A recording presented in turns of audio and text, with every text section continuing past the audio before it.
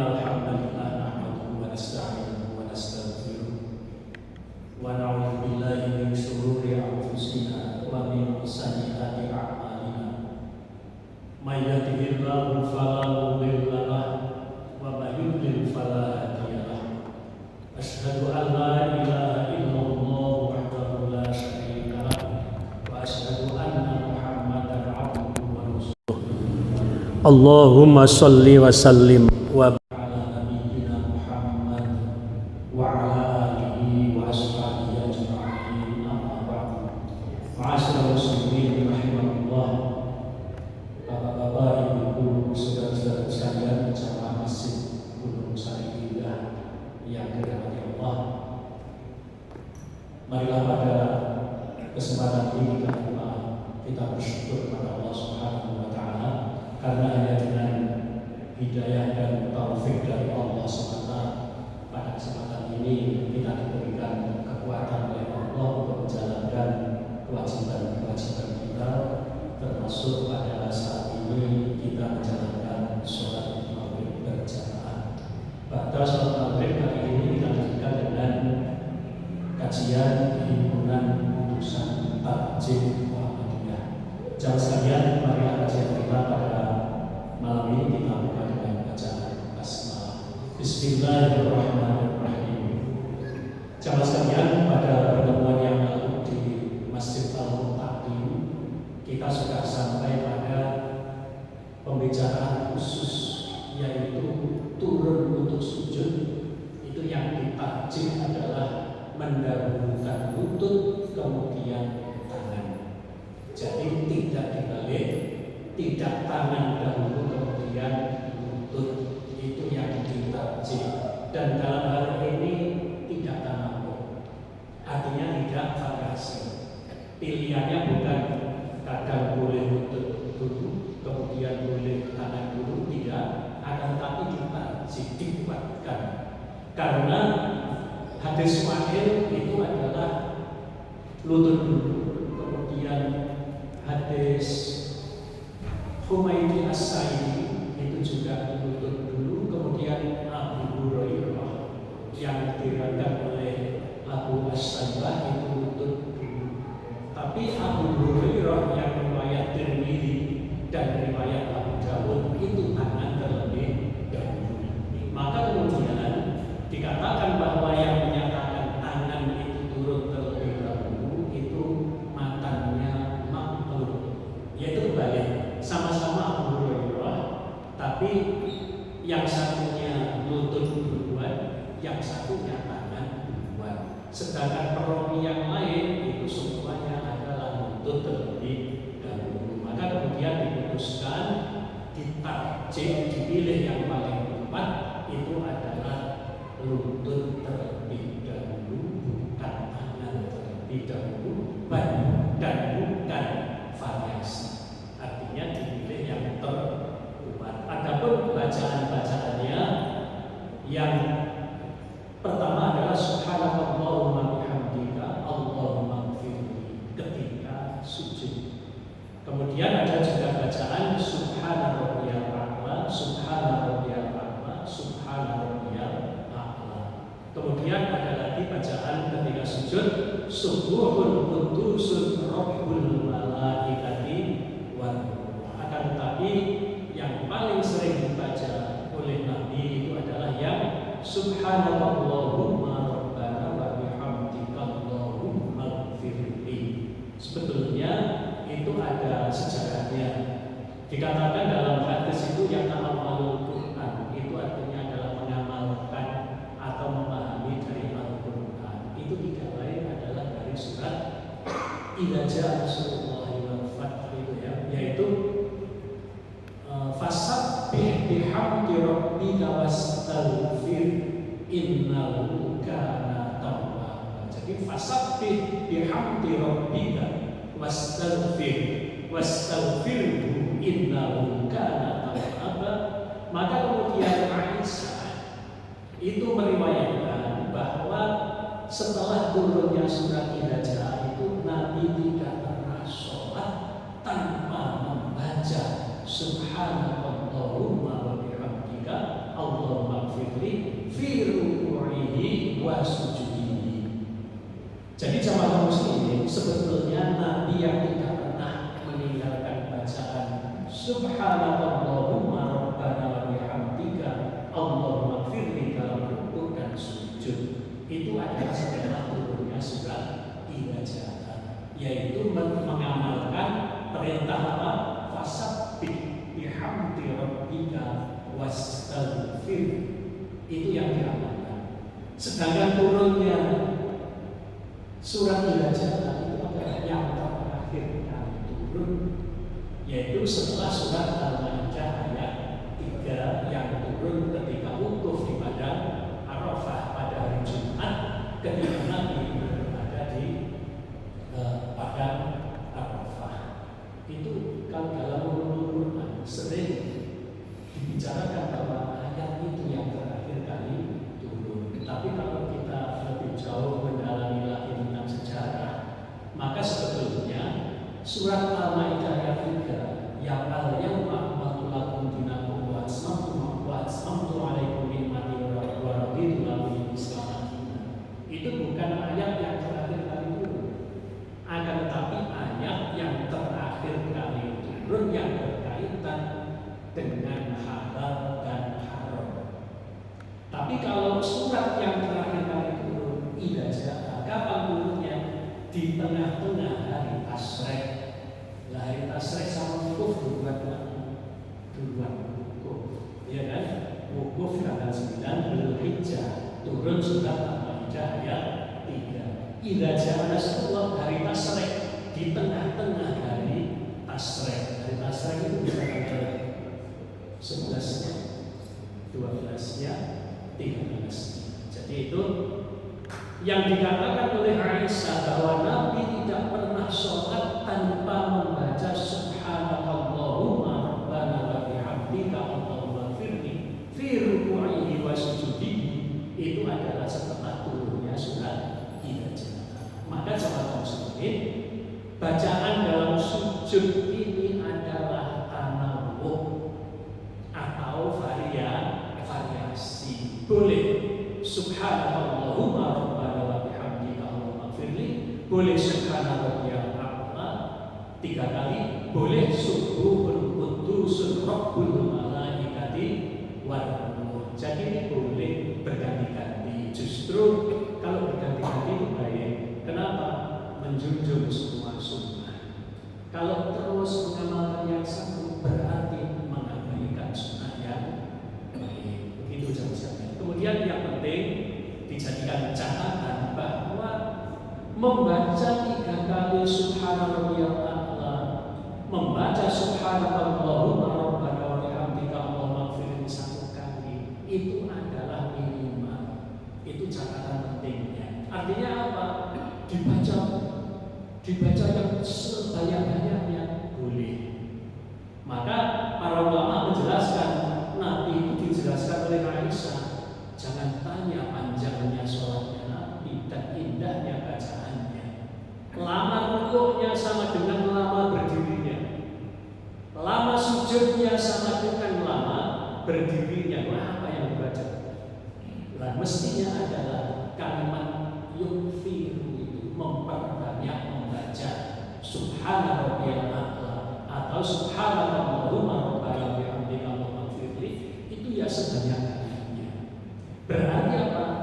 3 kali, 1 kali itu adalah minimal, ya. Jadi jamaah sekalian, ini yang bisa dijadikan dasar hadis Abu Dawud dari Abdullah Ibnu Mas'ud. Jadi jumlah-jumlah itu ternyata adalah minimal, ya.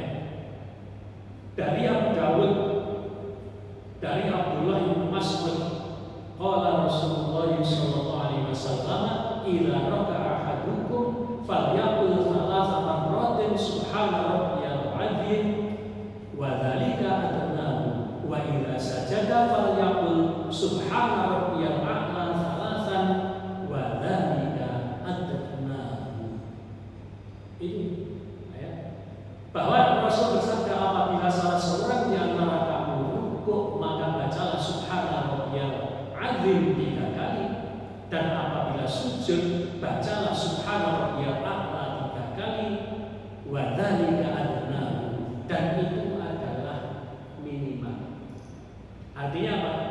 Tidak harus 3 kali, tidak harus satu kali yang subhanallah dan seterusnya itu, akan tapi boleh sebanyak-banyaknya. Dalam satu riwayat itu dikatakan bahwa ada seseorang yang sujudnya lama, rukuknya lama, diperkirakan baca tasbihnya itu 10 kali. Jadi membacanya 10 kali. Ini yang diriwayatkan oleh Abu Dawud dan Nasai dari Anas bin Malik. Jamaah sekalian, maka sebaiknya kalau sholat berjamaah kemudian menjadi imam, yaitu menurut kesepakatan jamaah. Jadi ya jangan diperbanyak, diperpanjang 10 kali bacanya subhanallah wa bihamdika Allahumma ighfirli 10 kali, ya terlalu panjang. Apalagi jamaahnya biasanya kan minta yang simple, gampang-gampang, sederhana, mudah swarga, kan begitu ya. Jamaahnya kan minta yang begitu ya, simple, sederhana, gampang, mudah swarga, kan begitu jamaah itu yang diminta. Nah, maka imamnya ya jangan memberatkan. Tapi kalau sholat sendirian, ya, kalau sholat sendirian apa? Dalam artian sholat sunnah, sholat sendirian di rumah, diperlama sujudnya, diperlama rukuknya, sholat tahajud. Ya. Kenapa saya katakan sholat sunnah? Karena kalau sholat wajib itu ke masjid, ya. Orang laki-laki itu kalau sholat 5 waktu yang wajib itu ke masjid. Menurut mazhab Imam Hanafi, jamaah sholat wajib itu, sholat fardu itu hukumnya wajib. Sedangkan jumhur ulama itu adalah sunnah muakkad. Sebagian dari, bukan Imam Syafi'i ya, tapi sebagian dari mazhab Imam Syafi'i itu adalah sunnah, tapi kifayah. Artinya satu kampung itu harus ada yang sholat jamaah. Maka yang jumhur yang mana? Sunnah muakkad. Dalil yang sama, konklusinya berbeda. Dalil yang sama, mazhab Imam Hanafi menggunakan dalil bahwa Nabi pernah mengancam orang-orang yang tidak sholat berjamaah itu dengan mau mengumpulkan orang-orang supaya mengumpulkan kayu bakar, kemudian rumah-rumahnya orang yang tidak sholat jamaah dibakar. Maka dengan dalil itu, dengan penekanan seperti itu, berarti sholat 5 waktu itu bagi laki-laki hukumnya wajib jamaah. Tapi dengan dalil itu pula bahwa ternyata meskipun Nabi itu mengancam untuk membakar rumah-rumah orang yang tidak mau sholat jamaah, tapi kan Nabi ternyata tidak membakar ribuan, berarti tidak wajib. Dalilnya sama, hujahnya sama, tapi konklusinya tidak sama. Yang kedua menyatakan dengan dalil yang sama itu sunnah muakkad ditekankan. Jamaah sekalian, ini yang penting dari bacaan-bacaan dalam rukuk dan sujud. Catatannya adalah wadzalika adnahu, dan itu adalah minimal. Jadi tidak harus 1 kali, tidak harus 3 kali. Kita lanjutkan. Bangun dari sujud setelah bacaan sujudnya untuk duduk iftiros sambil membaca takbir. Jadi bangun dari sujud, Allahu Akbar, duduk iftiros. Duduk iftiros itu adalah kaki kiri diduduki, kemudian kaki kanan itu bertumpu, kemudian ujung-ujung jari kaki kanan itu menghadap kiblat.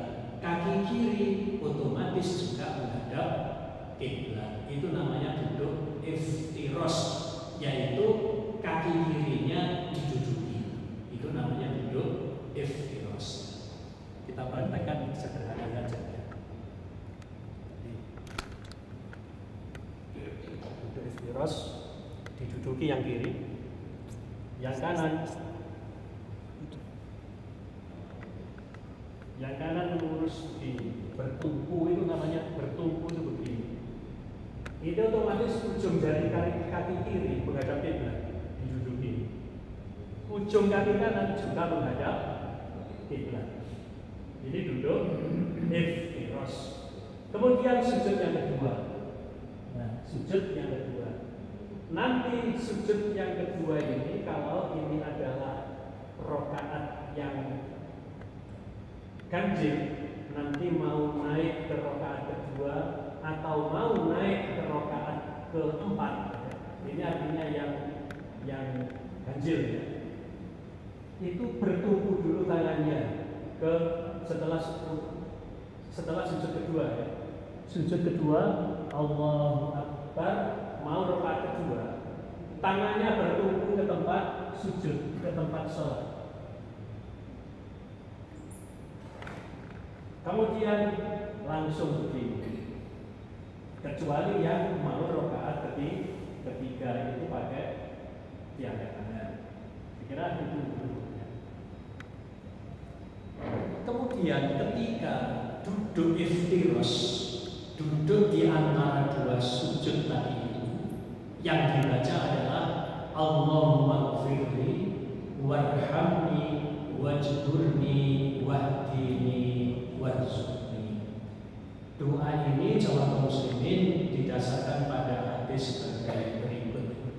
An Ibnu Abbas anna Nabiyya sallallahu alaihi wasallam kana yaqulu baina sajdataini Allahumma ighfirli warhamni wajburni wahdini warzuqni. Dari Ibnu Abbas bahwa sesungguhnya Nabi sallallahu alaihi wasallam kana yaqulu baina sajdataini adalah mengatakan ketika duduk di antara dua sujud, yang dikatakan adalah Allahumma ighfirli warhamni wajburni wahdini warzuqni.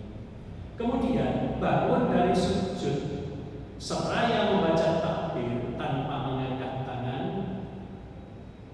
dan duduk seperti duduk iftiros sebentar seperti yang sudah saya praktekkan tadi itu, lalu berdiri untuk rakaat yang kedua dengan menekankan telapak tangan pada tempat sujud. Tadi sudah saya praktekkan meletakkan telapak tangan pada tempat sujud itu begini.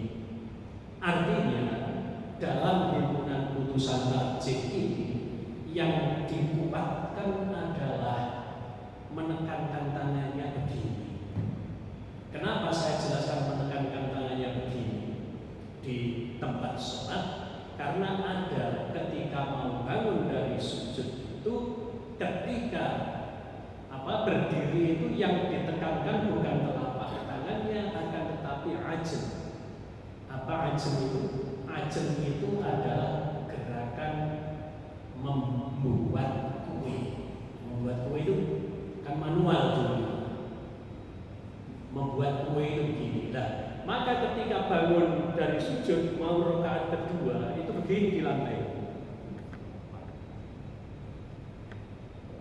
Begini. Nah, sama saja yang menekankan tangannya dengan ajam ini tidak dijelaskan di dalam himpunan tarjih, tapi hanya dikuatkan menekankannya begini. Ya.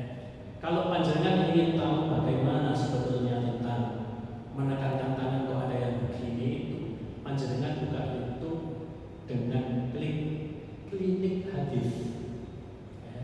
Panjenengan cari Ustadz Dr. Udah LC, itu ada hadis, ya.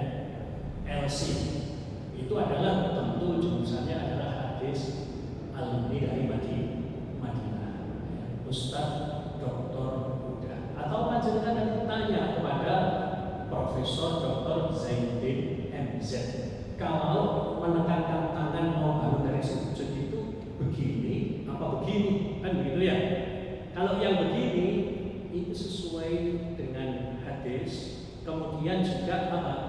Menghadap kiblat, ujung-ujung jari menghadap Oke, nah, jamaah sekalian, kalau diterangkan oleh Dr. Huda itu yang begini itu adalah dhaif. Ya, dia menerangkan di YouTube-nya itu dengan pohon sanadnya, maka kemudian sanadnya itu diantaranya perawinya ada yang dhaif. Maka jamaah sekalian, mengamalkan hadis yang dhaif itu tidak boleh. Jadi tidak bisa dipakai sebagai hujjah. Kemudian penting jamaah muslimin, bacaan sholat, gerakan sholat itu tidak usah dijadikan sebuah identitas. Artinya, oleh bacaan ini Muhammadiyah, oleh bacaan ini NU, oleh tangan ini ngomong ini apa, oleh ini apa, tidak usah. Kenapa? Kita ini mencari yang benar, kita ini mencari yang kuat, dan tidak usah kita memberikan identitas-identitas yang itu akan menjadikan umat Islam itu berpecah belah. Tidak usah diidentitaskan kalau Allahumma ba'id ini bacaan Muhammadiyah, itu kan? Lah orang itu gak boleh baca Allahumma ba'id, ya boleh, kan begitu. Ya, oleh kabiro itu NU ya tidak. Orang Muhammadiyah mana tidak boleh pakai kabiro. Di himpunan putusan tarjihnya ada, tapi bukan kabiro ya, sudah pernah saya ingatkan. Tapi Allahu Akbar kabiro, bukan kabiro. Jadi setelah takbiratul ihram Allahu Akbar, kemudian Allahu Akbar kabiro, dua-dua, walhamdulillahi katsiro, wa subhanallahi bukratan wa asila. Setelah itu Al-Fatihah. Jadi kalau pakai Allahu Akbar kabiro sampai bukratan wa asila titik. Kalau panjenengan pakai yang ada di dalam himpunan putusan tarjih juga, wajjahtu wajhiyya, langsung Allahu Akbar, wajjahtu wajhiyya lilladzi fataras samawati wal arda, dan seterusnya panjang, gitu ya. Saya kira itu kita lanjutkan tentang lanjutan daripada hadis tadi itu ya.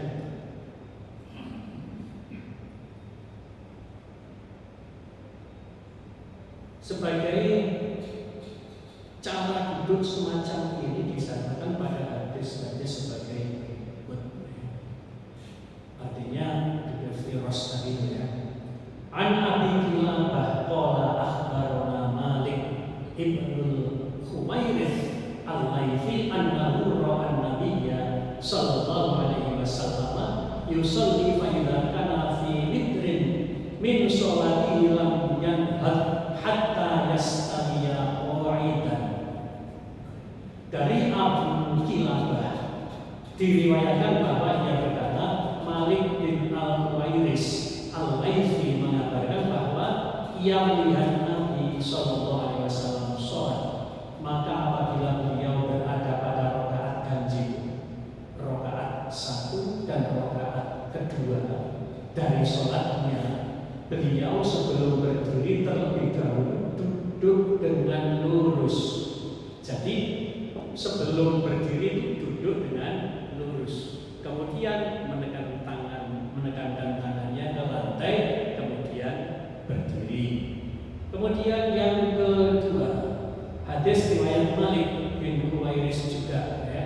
An Abi Kilabah qala ja'ana Malik bin Huwairis fa shalla bina fi masjidina hadza fa qala inni la usalli bikum wa ma uridu sholata walakin uridu an uriyakum kaifa ra'aitu nabiyya sallallahu alaihi wasallam yusalli wa idza rafa'a ra'sahu an sajdati tsaniyati jalasa wa atamada 'ala al-ardi thumma qama. Dari Abu Kilabah, ia berkata, Malik bin Al-Huwairis datang kepada kami lalu sholat bersama di masjid kami ini, kemudian berkata, aku bukan ingin melaksanakan sholat, tapi aku akan menerangkan kepada kalian bagaimana Nabi Sallallahu Alaihi Wasallam melaksanakan sholat seperti yang aku lihat. Dan apabila mengangkat kepalanya dari sujud yang beliau duduk dan bertumpu ke atas lantai, kemudian baru berdiri. Jadi tidak langsung ngadeg, akan tetapi duduk sebentar dulu, duduknya iftiros, kemudian tangannya ditekankan ke lantai, kemudian berdiri. Ini sudah jelas juga di sini. Dari hadis-hadis di atas dan beberapa syarahnya dapat disimpulkan bahwa cara berdiri dari rakaat ganjil, artinya rakaat pertama atau rakaat ketiga menuju rakaat genap, yaitu menuju rakaat kedua atau rakaat keempat, dengan melakukan duduk iftiros terlebih dahulu, kemudian berdiri dengan cara menekankan kedua tangan pada tempat sholat. Bacaan takbir itu tidak perlu dipanjangkan. Sudah duduk sama berdiri sama duduk berdiri ya. Jadi setelah sujud kedua mau berangkat ke rakaat kedua atau rakaat ketiga, artinya tidak dari tahiyat kan. Jadi sujud kedua mau berdiri, Allahu Akbar itu berdiri, kemudian ditekankan ke lantai, baru kemudian berdiri. Langsung begini. Jadi tidak begini tadi ya, tapi menekankannya begini. Tidak ajeng. Ajeng itu membuat kue, membuat roti. Kita lanjutkan.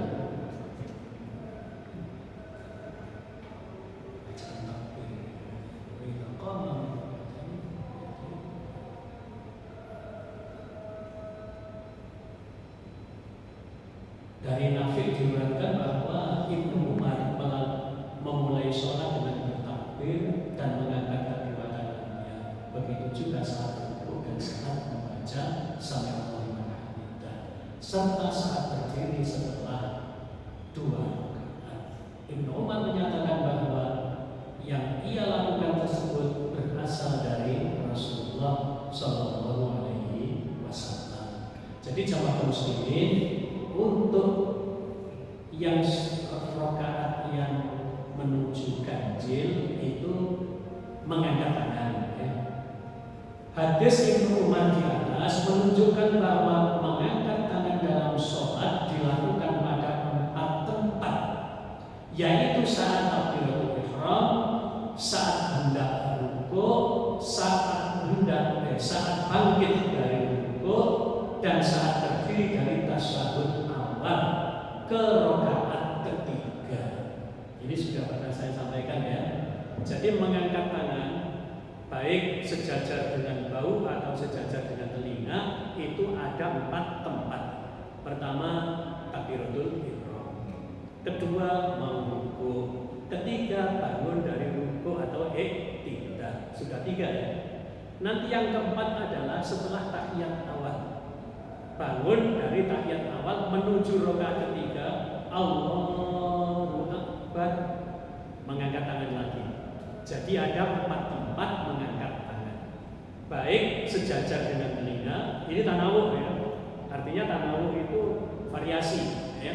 Ada kalanya boleh sejajar dengan telinga, ada kalanya boleh sejajar dengan bahu. Jadi ada 4 tempat mengangkat tangan. 1. Takbiratul ihram. 2. Mau rukuk, Allahu Akbar rukuk. Kemudian ketika bangun dari rukuk sambil mengucapkan Sami Allahu liman hamidah. Sudah 3 tempat ya. Yang keempat adalah bangun dari tahiyat awal menuju rakaat ketiga. Jadi innaka hamidum majid, Allahu Akbar. Tidak langsung Allahu Akbar. Yang keliru yang mana? Setiap rakaat mengangkat tangan ya. Ketika mau rakaat kedua angkat tangan, mau rakaat keempat juga angkat tangan. Itu yang keliru. Yang keliru lagi sama sekali tidak mengangkat tangan. Jadi itu penting jamaah muslimin ya. Kemudian melaksanakan rakaat kedua itu tidak perlu saya sampaikan ya, ini sama kan bedanya tanpa membaca doa iftitah. Dikatakan Nabi tidak diam, itu artinya tidak diam itu bagaimana? Allahu Akbar, rakaat kedua kan, tidak diam itu diam, baru kemudian Alhamdulillahirabbil alamin. Diam artinya membaca doa iftitah. Nah, Nabi tidak diam. Artinya apa? Begitu rakaat kedua Allahu Akbar langsung Alhamdulillahirabbil alamin, yang didengar jemaah begitu. Artinya apa? Tidak membaca doa iftitah. Ini sudah jelas ya, tidak perlu kita panjang lebarkan ya. Yang penting kemudian adalah duduk tasyahud akhir untuk mengakhiri sholat. Bagaimana yang diputuskan oleh tarjih? Mengakhiri sholat itu baik sholatnya 2 rakaat, baik sholatnya itu 3 rakaat, ataupun sholatnya 4 rakaat. Itu namanya adalah mengakhiri sholat. Saya bacakan saja ya. Apabila sholat yang dilakukan adalah sholat 2 rakaat, seperti sholat subuh, sholat Jumat, sholat sunnah 2 rakaat, maka setelah bangkit dari sujud kedua pada rakaat kedua, lakukanlah duduk tasyahud akhir untuk mengakhiri sholat dengan tata cara sebagai berikut. A. Tata cara duduk tasyahud akhir, yaitu duduk tawarruk untuk menutup sholat. Jadi duduk tawarruk untuk sholat itu tidak diterangkan rakaat keempat, tidak, rakaat ketiga tidak, rakaat kedua tidak. Artinya mengakhiri sholat.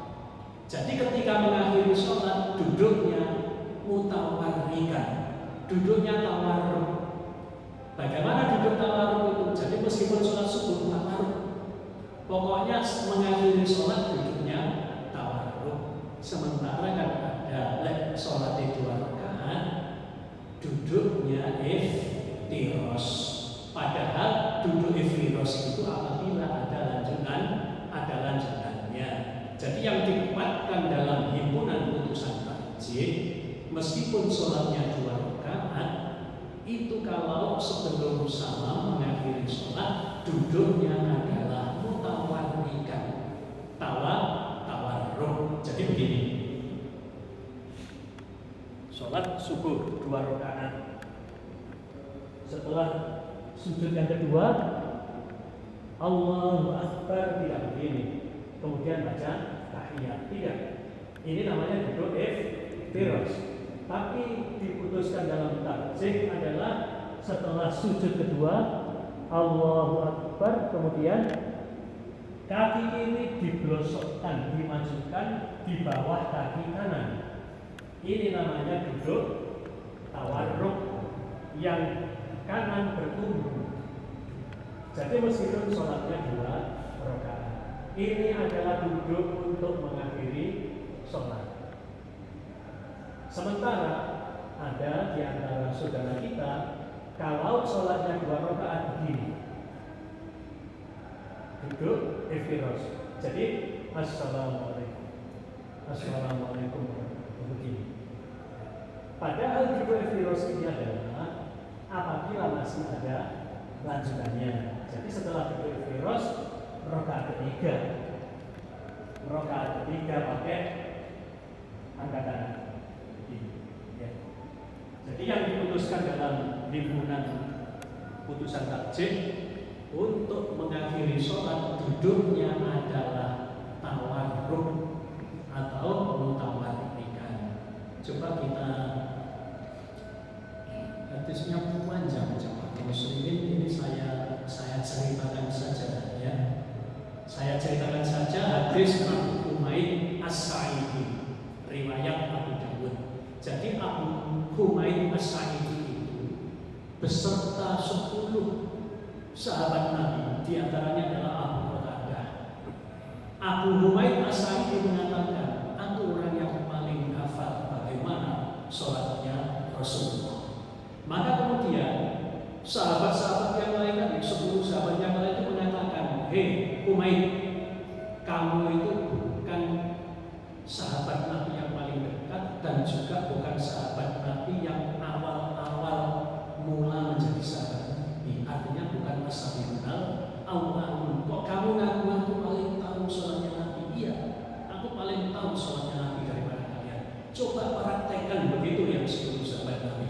Akhirnya Abu Humaid As-Sa'idi betul-betul mempraktekkan sholatnya. Maka kemudian dia mengatakan hatta idza kanat as-sajdatul lati fiha taslim akhara lijbahul yusra wa qa'ada mutawarrikan ala sikkihil aisari qalu sadaqta hadza kana yusalli sallallahu alaihi wasallam. Jadi si Abu Humaid As-Sa'idi mengatakan sehingga ketika dia itu pada tahiyat rakaat terakhir yang ada salamnya, begitu ya.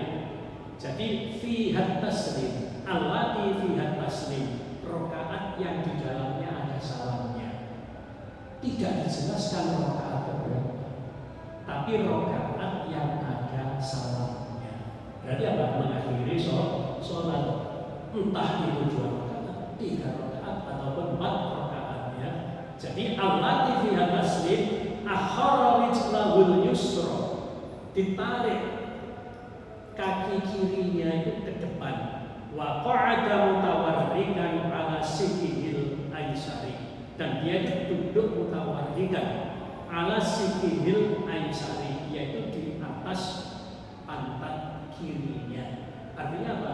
Duduknya itu di atas pantat kirinya. Kalau iftiras kan duduknya di atas kaki kiri. Maka sahabat yang lain itu mengatakan qalu sadaqta. Jadi tadi mengatakan kamu bukan sahabat yang terdekat, kamu bukan sahabat yang paling awal-awal mengikuti Nabi ya. Tapi setelah dipraktekkan oleh Abu Humaid As-Sa'idi, Abu Qatadah dan teman-temannya itu mengatakan sadaqta, iya kamu betul. Seperti itu artinya sholatnya Nabi ya. Karena yusolli sallallahu alaihi wasallam. Memang begitu sholatnya Nabi sallallahu alaihi wasallam. Kalau ada rakaat yang di dalamnya ada salam, tidak ditentukan rakaat berapa. Jadi meskipun rakaatnya itu 2 rakaat, kalau sudah salam berarti duduknya mutawarrikan, duduknya tawarruk. Sementara itu dalam riwayat Tirmidzi, lafal hadis ini juga berbunyi begini: hatta kana raq'atul lati tanqadi fiha salatuhu akhara rijlahul yusra wa qa'ada ala sikkihi mutawarrikan thumma sallama. Rawahu Tirmidzi. Artinya begini, hingga sampai pada rakaat terakhirnya di mana sholatnya akan berakhir, beliau memajukan kaki kirinya ke depan dan duduk pada bagian kiri pantatnya secara tawarruk, lalu mengucapkan salam. Jadi jamaah muslimin, dengan dalil-dalil ini tadi bahwa untuk mengakhiri sholat rakaatnya berapapun, duduknya adalah tawarruk, bukan iftiras. Sementara saudara-saudara kita itu kan ada, kalau sholatnya hanya 2 rakaat maka duduknya iftiras. Ketika baca tahiyat itu duduknya iftiras, padahal itu rakaat yang ada salamnya. Berarti apa? Menyelisih hadis Abu Humaid As-Sa'idi.